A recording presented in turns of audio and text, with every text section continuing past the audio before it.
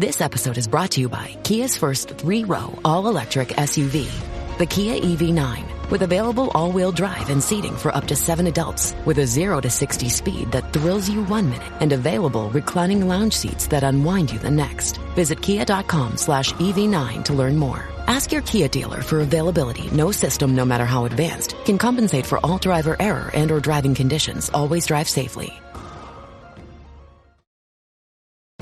Brooks Running has a new shoe for you runners out there. Did you hear that? Better turn up your volume. In fact, turn it up to the max. Introducing the all-new Ghost Max. It's got all kinds of things to make your knees and ankles feel protected. Like Max Cushion, Max Soft Landings with DNA Loft V2 foam, and Max Smooth Rides with their Glide Roll Rocker. Feel better on your run with Ghost Max. Learn more at brooksrunning.com. Level up your listening with Bose Quiet Comfort Ultra earbuds and headphones. With immersive sound and world-class noise cancellation for a not-so-silent night. Visit Bose.com/Spotify to shop sound that's more than a present. Get everything you need for your holiday meal at Whole Foods Market. Right now, you'll find Animal Welfare Certified Rib Roast on sale. It's a deliciously crowd-pleasing centerpiece. Plus, save on spiral sliced ham, bone-in lamb, and seasonal produce like sweet potatoes and Honeycrisp apples. For ready-to-eat sides, head to the prepared food section. Done. And remember that Whole Foods Market caters. Order gourmet catering at shop.wfm.com. Bring the holiday magic with Whole Foods Market. Apple Card is the credit card created by Apple. You earn 3% daily cash back up front when you use it to buy a new iPhone 15, AirPods, or any products at Apple. And you can automatically grow your daily cash at 4.15% annual percentage yield when you open a high-yield savings account. Apply for Apple Card in the Wallet app on iPhone. Apple Card subject to credit approval. Savings is available to Apple Card owners subject to eligibility. Savings accounts by Goldman Sachs Bank USA, member FDIC. Terms apply. This episode is brought to you by Seed. Seed's DSO1 is a 2-in-1 probiotic and prebiotic designed for whole body health.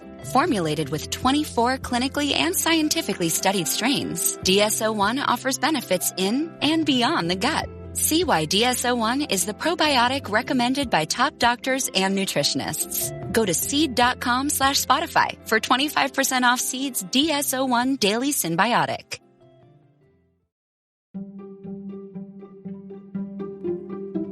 Welcome to the HCI family of podcasts. We're your source for personal, professional, and organizational growth and development. We share our own original research, explore industry trends, and interview executives and thought leaders from across the globe. Join us for practitioner-oriented content around all things leadership, HR, talent management, organizational development, and change management. Maximize your personal and organizational potential with the HCI family of podcasts.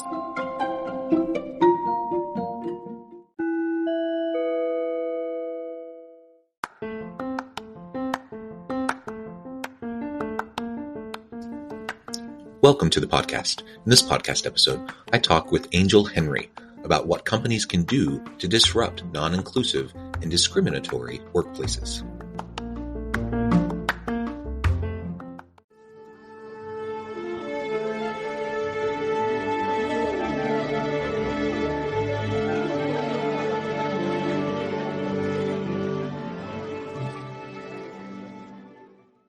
Angel Henry, welcome to the conversation today. Thank you for having me.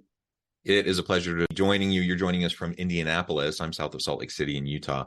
And today we're going to be talking about what companies can do to disrupt non-inclusive and discriminatory workplaces. So this DEI conversation, which I think is really, really important. It's gotten a lot of attention in recent years, which is a good thing. But we've also, like the current political landscape and social landscape in the U.S. is messy, shall we say, to say the least. Good word for it. And so we need to keep resurfacing this, and we need to keep beating this drum, and we need to make sure that this remains a priority for leaders and organizations. So I'm really excited to have this conversation with you today. As we get started, I wanted to share Angel's bio with everybody. Angel Henry is the author of Dents in the Ceiling: Tools Women and Allies Need to Break Through, which provides a firsthand account of 30-plus women of color working in tech and corporate America experiences, navigating sexism, racism, bullying, forging allies, and rebounding resiliently throughout their careers. She is also the Senior Director of the Transformation Value Management Office and DEI Vice Chair at Genesys, a software company that sells customer experience and call center technologies to 10,000 plus businesses in 100 plus countries, orchestrating 70 billion plus remarkable customer experiences annually. Now, I could go on, but I'm going to pause there, Angel. Anything else that you would like to highlight in particular related to your background, your personal context, and or your company before we dive on into the conversation? Just that I'm actually been fortunate enough to really launch Angel Speaking Inc. And so now I'm doing that full time because this work is so needed and because of the phenomenal results that we've had from the book and the subsequent research. So yeah, I'm full-time consulting now. Wonderful. Very good. Why don't we start with the book?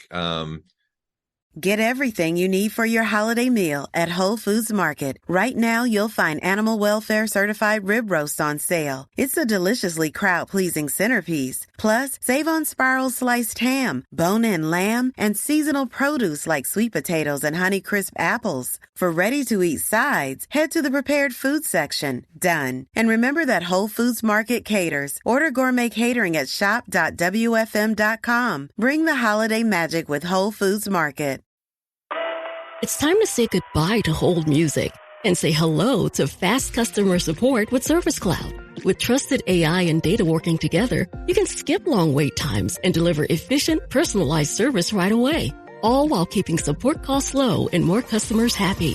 Reimagine your customer support with the #1 AI CRM for service. Learn what's possible at salesforce.com/products/service. This episode is brought to you by Carnegie Mellon's Tepper School of Business. Want to advance your career or switch fields? An MBA from Carnegie Mellon's Tepper School of Business can help. Earn your degree from a top-ranked business school with a thought-provoking curriculum, one-on-one leadership coaching, support from experienced career counselors, and full-time, online hybrid, and accelerated MBA formats. Join the intelligent future. Visit cmu.edu/Tepper to learn more. This episode is brought to you by Klaviyo, the platform that powers smarter digital relationships. With Klaviyo, you can activate all your customer data in real time, connect seamlessly with your customers across all channels, guide your marketing strategy with AI-powered insights, recommendations, and automated assistance, deliver experiences that feel individually designed at scale, and grow your business faster. Power smarter digital relationships with Klaviyo. Learn more at klaviyo.com/Spotify. That's KLAVIYO.com/Spotify.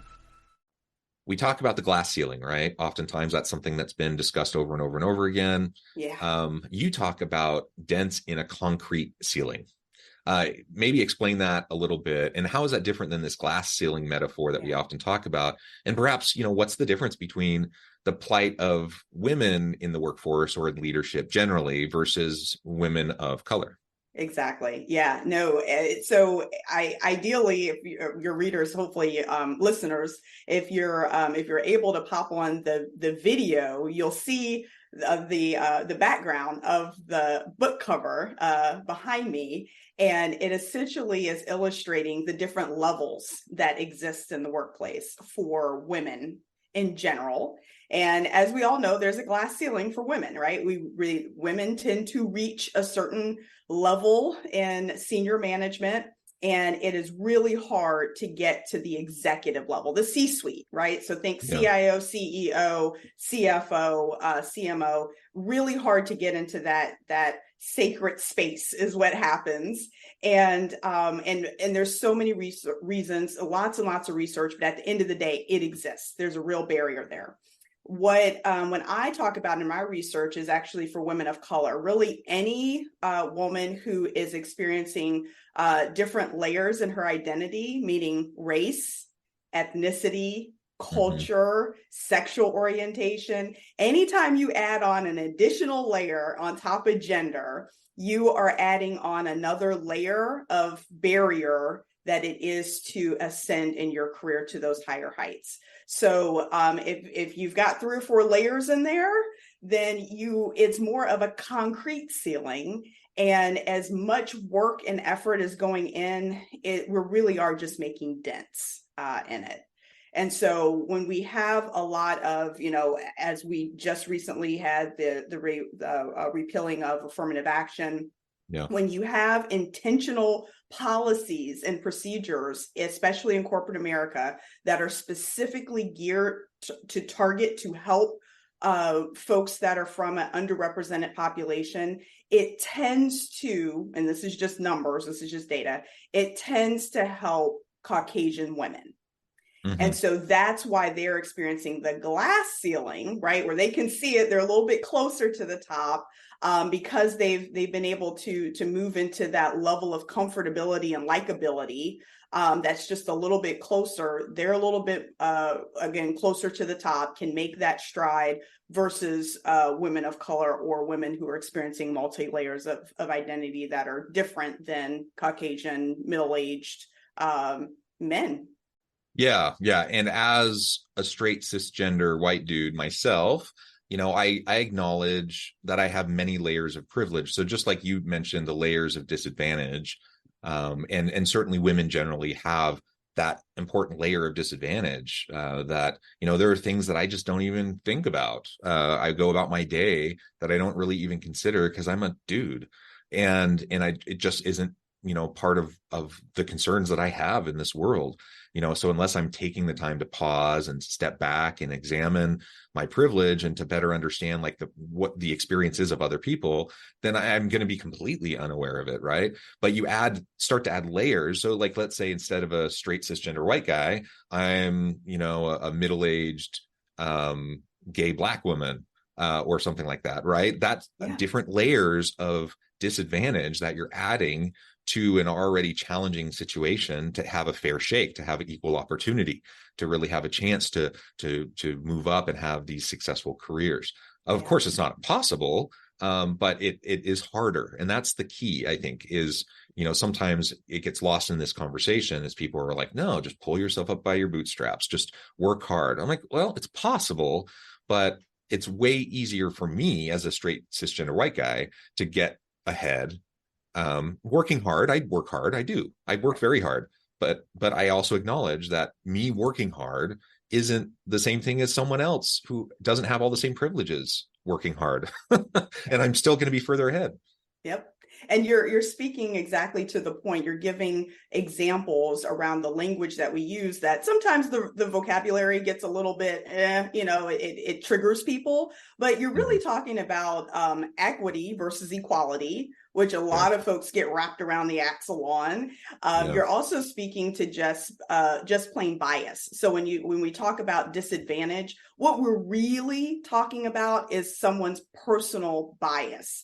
And until you are made aware of your personal bias, then there's nothing you're going to do about it to try to mitigate it. And so that's where I come in, right? That's where myself and the other coaches that I have in Angel Speaking, that's where we come in and really come alongside and partner with HR, DE&I offices, and provide a curriculum for supervisors to bring awareness to their personal bias. And the way that I approach it is, if you have a brain, you have bias. I have bias. Sure. Yeah, we all do.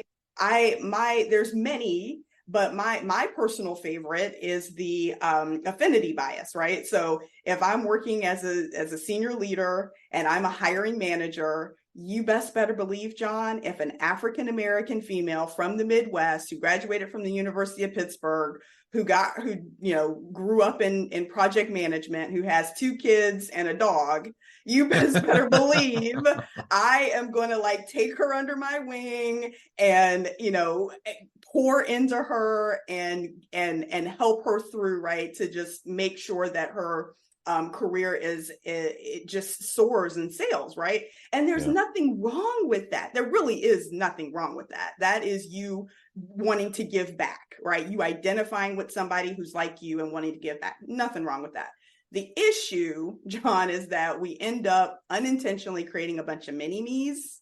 And again, there would be nothing wrong with that. The problem, though, is that everybody at the top, those that are in the C-suite that are primarily, we're talking tech, healthcare, pharma, athletics is a huge one, the banking and financial industry. When you're talking about large industries that are primarily male dominated, if you keep breeding mini me's, then you're just going to keep getting more of the same.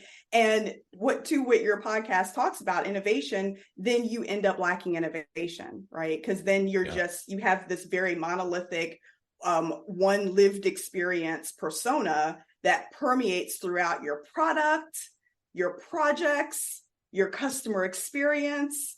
And it is absolutely negatively impacting organizations' bottom line without a shadow of a doubt. For sure. So the business case is clear. Yeah. And hopefully the human case is clear enough that regardless, we want to make sure we're doing right by people. It's really interesting. Just yesterday, I was on a panel where we were talking about business ethics generally, but DEI stuff came up as part of the panel conversation. And as you might expect, when we got to the Q&A period, there was one, I'm sure, well-intentioned Caucasian man who made the comment. He actually brought up the recent affirmative action cases in the Supreme Court over the summer, and he was trying to equate DEI directly with affirmative action and saying, see, look, the Supreme Court said this is unconstitutional. You got to knock it off. Right. And so I'm like, whoa. And you're like, that was a hard left. Yeah. So that first of all, that's not a good equivalency at all. But second of all, he was making the argument, well, what about white guys? Like, we're putting all this attention towards people of color and women and LGBTQIA, etc. But what about people like me who just don't have a chance? And that's his perception. And I acknowledge the very real fear that he's experiencing, because he feels, I don't think it's accurate, but he's feeling like he is disadvantaged. What I think is really happening is he just has less advantage than he used to have because things. Actually, it's this notion that unfortunately we have, I think I'll say in this country, because my lived experience is the United States. It very well might be in other countries, but definitely predominantly here, there's this notion of, if I give to you, that means that I have to give something up from exactly. You. Yeah. And that's not the case, right? There is that person, unfortunately, is operating from a mindset of scarcity versus an abundance mindset, where the abundance mindset just means there's enough for everybody, right? The pie is big enough for us all to get a very healthy slice, a slice that is needed for me. Again, back to that equity versus equality concept. So and that's why I talk about mindset so much. I start with the agile mindset framework. Everything that we do, all the executive coaching, the education, everything is based on this 4-step pillar of agile mindset, which is learn, actually execute and do, get feedback, and then do a retrospective, right? Like lessons learned, like what went well, what didn't. I tried something, it didn't work. Okay, let me pivot and go and maybe I do throw it out, or maybe I just need to course correct. And I think that's why organizations really love what we're offering, is you're not all in. You don't have to be all in. It's like, hey, no, look, just give us 3 months. Let's get me to your supervisors. Give me 3 months. Let's do some micro education, and let's quickly get them to practice so that we're there to hand hold them through, right? So a lot of training and development and leadership organizations, the model is, we'll come to you, we'll do a half day, a week, a couple of weeks, do some education, and we're off to the next, right? Or bring your people to our organization, or bring them into our Zoom room, we'll train them, and we're off to the next. And supervisors are left thinking, I've got too much to do. I've got sales targets to meet. I have deadlines and milestones. I've got, Kim's going on maternity leave, and Brian's getting married, and such and such. I have life to deal with and work to manage. Now you're asking me to add on another layer. And it's like, no. I'm just asking you to actually change your mindset, right? I'm just asking you to change your habits. I'm asking you to get rid of habits that are no longer serving you or your team. And I and my team are going to come in and introduce some new habits that are going to help you. So for the cisgendered white man who says, what about me? I always say, well, this is inclusive training. So that means you are absolutely included. And you're so part of the inclusion, right? You're a part of the inclusion. Yes. And so I always give the example, and it usually kind of, like, oh, I always give the example to say, you know what? Let's look at Japan. Japan had a phenomenal model, has a phenomenal model where they offer parental leave to fathers for several months, right? Mm-hmm. Several months that they can take off. The gentlemen, these soon-to-be fathers, were not taking advantage of it at all. I mean, this is government sponsored, government sanctioned. The company's like, yeah, you can do it. They weren't doing it. Yeah. They were scared, right? They were scared for their jobs. Like, if I take this, am I going to be, off track? Am I not, what's going to happen? Am I not going to be seen as a team player? Will I never progress? Will all the hard work I've been doing for naught? So some legitimate concerns. And so as a result, Japan had to intentionally get down with organizations, educate, communicate, and support so that they can now increase the amount of gentlemen who are taking parental leave, right? And I'm like, well, that's for the fathers. We here in America have the exact same situation where parental leave is now starting to become a thing. It's in most packages for organizations, and gentlemen are not taking it the way that we would hope in the droves, right? In the percentage, the numbers that we would hope. So when we come in and we do inclusive training and we're like, hey, John, you just had a baby and you're back to work and it's only 3 weeks. Guess what? I bet that baby isn't staying up at night. I bet that baby's keeping you up at night. I bet you're struggling to get to work on time or even make it to your Zoom room on time, right? I bet you're tired. Hey, how about me as an inclusive supervisor take these new tools that I learned and help create a specific work structure for you that maybe changes your hours, maybe puts you on a different project. So that way you still feel valued, that you're a part of the team, that your career is on track, but it's modified to fit your now new life circumstances. That's what inclusion looks like for everyone. Yes, absolutely. And I'm going to cite the Barbie movie here for just a moment. Oh, dear. I haven't seen it. Caveat. You haven't seen it. I was super skeptical. I was super skeptical, but my daughters wanted to see it. I went with my daughters. I'm like, oh my goodness, this was actually really good. And they handled like the gender stuff very well. And there's a bit throughout, and it becomes a major plot point about Ken wanting to take over Barbie Land and introduce the patriarchy, right? I can't wait to see this now. Yeah, so it's very geniusly done. But so as I was in this meeting yesterday, this panel, and this gentleman, I'm sure very sincere. I've heard the same kind of comment from many other white men. I know that it's a very real concern that they have. And yet I think it's missing some key components here. And one, it's like you just said, inclusion's for everybody. Like creating an inclusive community and a culture of belonging and psychological safety, that is for everybody.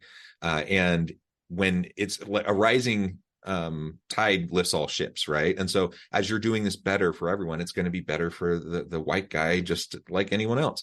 Exactly. But the other thing I think about is like pervasive patriarchy and how damaging that can be. And a lot of times we talk about patriarchy and the harm it does towards women, and it absolutely does, and it disproportionately negatively impacts women. But there are lots of negative impacts of patriarchy on men. If you take a step back and you examine it a little bit, you start to realize, oh my goodness, like there are all sorts of things that I've had to deal with, toxic masculinity, etc. Right? There's so many things that are part of it that when you actually take a look at it and you start to realize, no, when we address this is certainly it's helping women, but it's helping everybody. It's helping you. It's helping, you mentioned parental leave. I'm a professor. Thankfully, my university in recent years has added parental leave to the benefits package, I have 6 children. That came after all of my children. And so I did not get any leave for any of my children, but I will acknowledge I'm a professor. I have flexibility and autonomy. So I was able to kind of create my own leave, so to speak. Right. And that's an advantage I had that a lot of dads don't have. Right.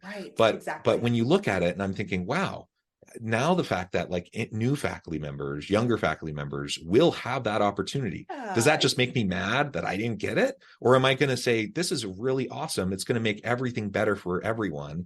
And for your children, right? And for the next generation. We're doing the hard work now, busting down the barriers now, talking about things that we were told don't talk about. We were told don't talk about politics, don't talk about your personal life, keep that at home. Whatever you got going on, we don't need to hear about it. You check all that at the door, and then you can pick it back up when you leave at 5 o'clock. So we're changing the paradigm. That whole narrative is just busted out the moment we tell folks that we want them to bring their authentic selves to work. The moment you say, bring your authentic self to work, that means I'm bringing my whole self to work. That means I'm bringing my 6 kids, the dog, grandma who's living with me, maybe my niece who has to stay with me because she's autistic or has mental health issues. I'm bringing it all. And so organizations have to now get ready to receive all that their employees are bringing. And what I absolutely love, because I'm right on that line there between like Gen X and millennial. And so what I love though about millennials and Gen Zers is they're not taking it, right? They're like, that whole baby boomer paradigm that was, it's out with the old and with the new.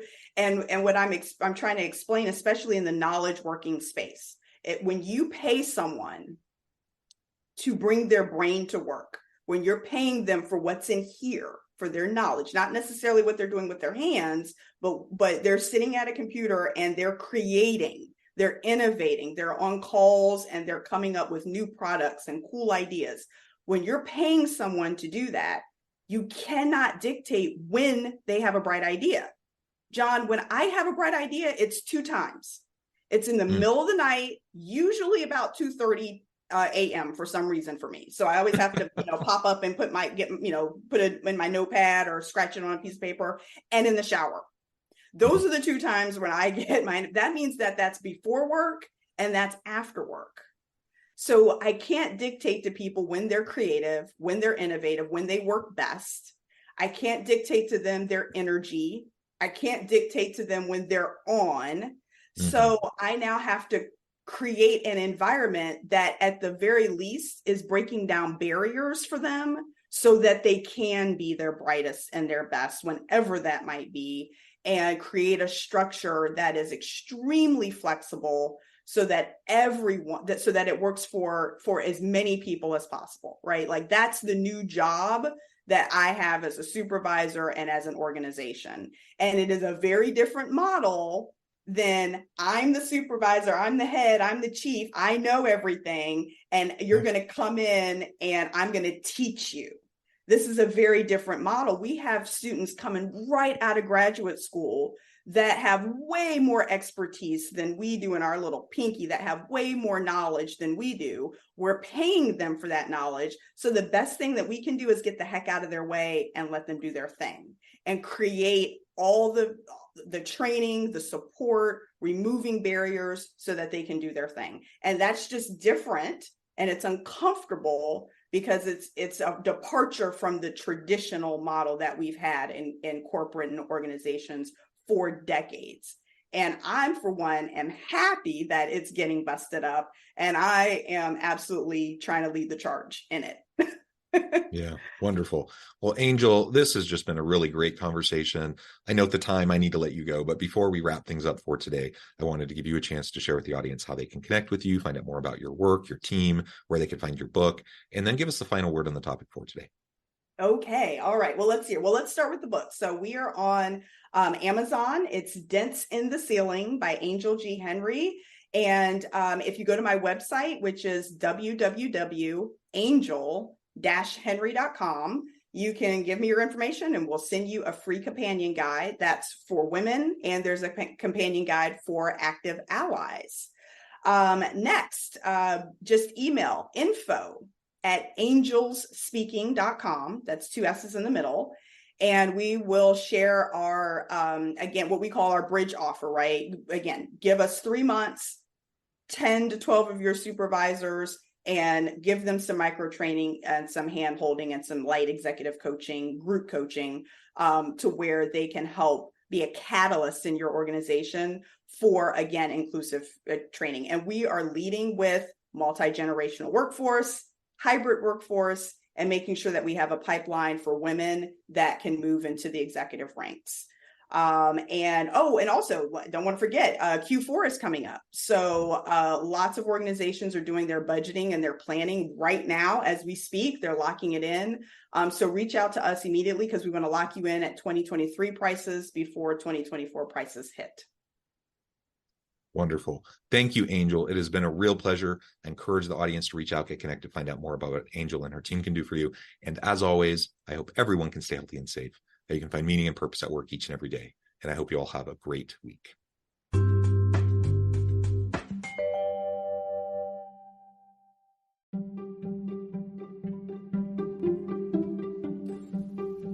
Thanks for joining us for this episode of the podcast. We hope you stay healthy and safe, and please join us again soon.